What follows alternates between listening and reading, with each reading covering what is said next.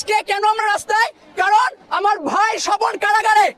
আমার ভাইকে রেখে আমি পরীক্ষাতে বসতে পারবো না না না।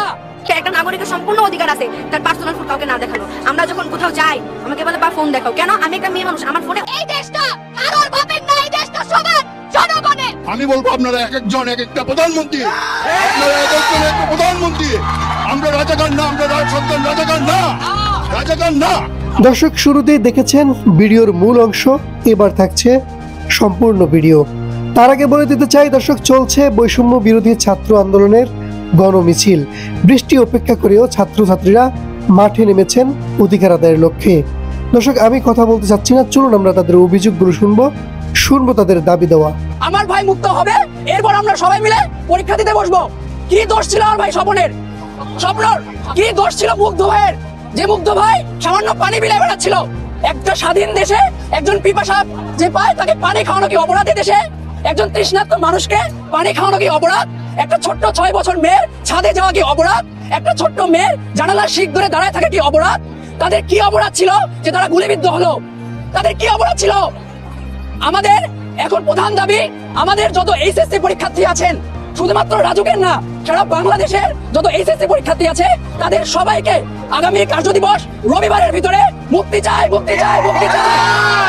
আম্মুকে বলে আসছে, আম্মু আজকে যদি আমি না ফিরি তাহলে তুমি অবশ্যই আমার জন্য দোয়া করবা, যেন তোমার মেয়ে মানে ততক্ষণ পর্যন্ত আমাকে না ওঠে রাস্তা থেকে, যতক্ষণ পর্যন্ত না আমার দেশটা স্বাধীন হয়, আমার দেশটা আবার নতুন করে। এটা কোনো স্বাধীন বাংলাদেশ না ভাই, যে দেশে শিক্ষককে রিমান্ডে নেওয়া হয়, যেটি 17 বছরের ছেলেকে রিমান্ডে নেওয়া হয়।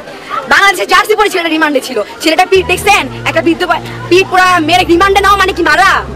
বলেন, উচ্চ আদালতে সেটা এটা বলেছিল। শোনেন, এটা বলা হয়েছিল যে কোনো মানুষের একটা নাগরিকের সম্পূর্ণ অধিকার আছে তার পার্সোনাল ফোন কাউকে না দেখানো। আমরা যখন কোথাও যাই আমাকে বলে বা ফোন দেখাও। কেন? আমি একটা মেয়ে মানুষ, আমার ফোনে অনেক পার্সোনাল জিনিস থাকতে পারে। আমি কেন আপনাকে ছেলে মানুষ, আপনি মেয়ে মানুষ, আমি চিনিও না আপনাকে, আমি কেন আপনাকে আমার ফোন দেখাবো? আমার পার্সোনাল কিছু থাকতেই পারে। আজকে আমাকে চেক করে, আমার বডি চেক করে, আমার ব্যাগ চেক করে, কেন পার্সোনাল কিছু থাকতে পারে না?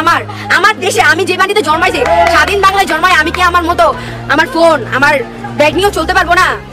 আমার এই জবাবটা দিতে পারবে সরকার আমাকে। সকল ছাত্রছাত্রী, সকল শিক্ষককে আমি আন্তরিকভাবে ধন্যবাদ জানাচ্ছি আমাদের সাথে আজকে যোগ দেওয়ার জন্য। আমি খুবই শর্টে একটা কথা বলবো। টেলিভিশনে আইনমন্ত্রী বারবার বলছে শিক্ষার্থীদের বিপক্ষে কোনো মিথ্যা মামলা দেওয়া হবে না, যে মিথ্যা মামলা দেওয়া সেগুলো প্রত্যাহার করবে। তিনি তার কথা রাখতে পেরেছেন?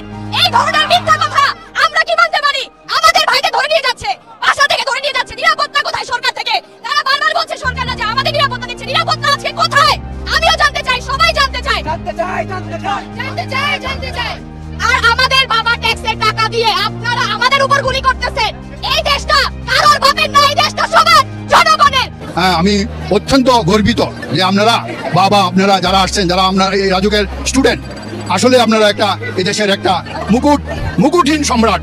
আমি বলবো আপনারা এক একজন এক একটা প্রধানমন্ত্রী, আপনারা এক একজন একটা প্রধানমন্ত্রী। আমরা রাজাকার না, আমরা সন্তান রাজাকার না, রাজাকার না। আমাদের সন্তান রাজাকার না। আমাদের সন্তানকে রাত্রে 3টার সময় কেন ধরে নেওয়া হয়, এর জবাব প্রশাসন দিতে হবে। আমার সন্তানের ফর্ম টিচার, আমার সন্তানের ফর্ম টিচার, উনি অক্লান্ত পরিশ্রম করেছেন। উনার আর প্রিন্সিপাল স্যারের বা আপনাদের অবদান আমি জীবনে ভুলতে পারবো না, অনস্বীকার্য এটা। হ্যাঁ, সমস্ত শিক্ষার্থী ভাইরা, আমার বাবারা, আমার সন্তানের মতো, হ্যাঁ, তোমরা তোমাদের আন্দোলন চালিয়ে যাও। তোমরা সৎ পথে আসো, সতের জয় হবেই, হবে। আমাকে শিক্ষামন্ত্রী সাহেব ফোন করেছিলেন। হ্যাঁ, তো উনি বললেন আপনার সন্তানকে কেন যাইতে দিলেন?